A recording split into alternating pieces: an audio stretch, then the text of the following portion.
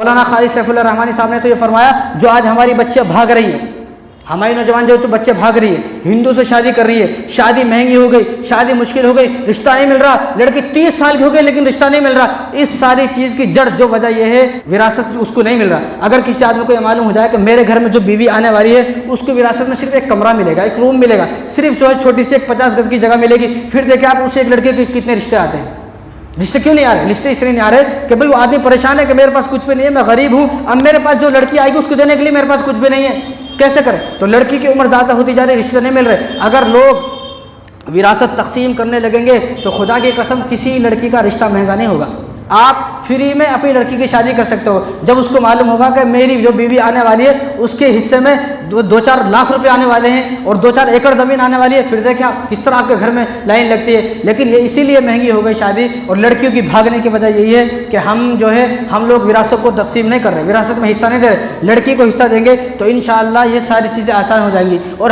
اس مال جو یہ بہن کا حصہ ہے، یہ مال کھانا حرام ہے، حرام، اور جو آدمی حرام مال سے ایک لقمہ کھاتا ہے 40 دن تک تو اس کی نمازیں قبول نہیں ہوتی۔ اگر انہی دنوں میں یہ عمرہ کرنے چلا گیا، حج کرنے چلا گیا تو اس کا حج بھی قبول نہیں ہوگا ایک لقمہ کھانے سے، اور اس نے اپنی پوری زندگی کو ناپاک کر لیا ہے، اپنی پوری زندگی کو حرام کر لیا ہے بہن کے مال پہ حصہ کر کر۔ تو آپ یہ سوچیں کہ پھر کس بات کی نماز، پھر کس بات کے حج، کس بات کے روزے، آپ کا کچھ کام نہیں آئے گا۔ اور اسی طرح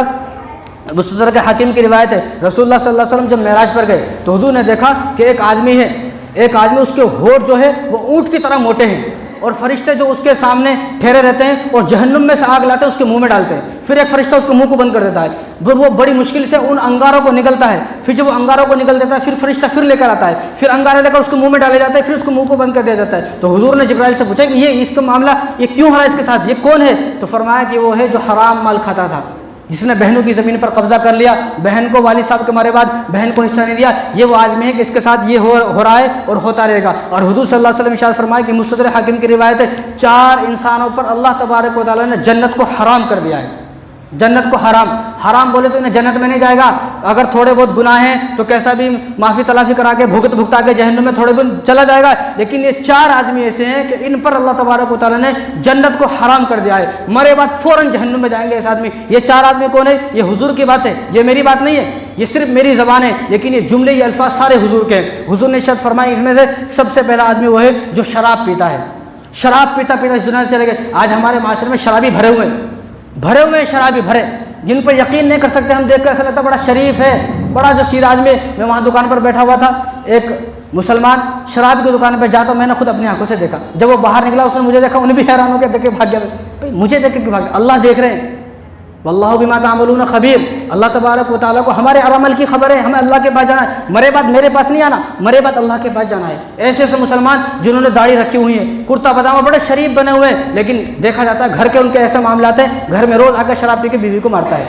اللہ رحم فرمائے۔ تو ان 4 آدمیوں پر اللہ تبارک و تعالیٰ نے جنت کو حرام کر دیا، جنت میں نہیں جائے گا۔ ایک شراب پینے والا، دوسرا سود کا کاروبار کرنے والا، سود کھانے والا، لینے والا، اور تیسرا والدین کا نافرمان، جو والد صاحب کو گالی دیتا ہے، والد صاحب کو ستاتا ہے اور والد صاحب پر ظلم کرتا ہے، زیادتی کرتا ہے۔ تھوڑی بہت نوک جھوک ہو جاتی ہے، کوئی بات نہیں، معاف ہو جائیں گی تھوڑی بہت، لیکن جو آدمی حد سے بڑھ گیا، والد صاحب کو گھر سے نکالنے میں تیار ہے، والد صاحب کو گالیاں دیتا ہے اور والد صاحب کا جینا حرام کر دیا، ایسا آدمی۔ اور تیسرا آدمی وہ ہے کہ جس نے کسی کے مال پر ناحق قبضہ کر لیا، یعنی بہنوں کی وراثت کھانے والا، جو بہنوں کی وراثت کھا گیا۔ ان 4 لوگوں پر اللہ تبارک و تعالیٰ نے جنت کو حرام کر دیا ہے، یہ آدمی جنت میں نہیں جائے گا۔ تو بعض لوگوں کو کیا بہانا ہے، اگر ہم اپنی بہن کو دیں گے تو اس کو سسرال والے قبضہ کر لیتے، تیرے کو کیا کرنا ہے،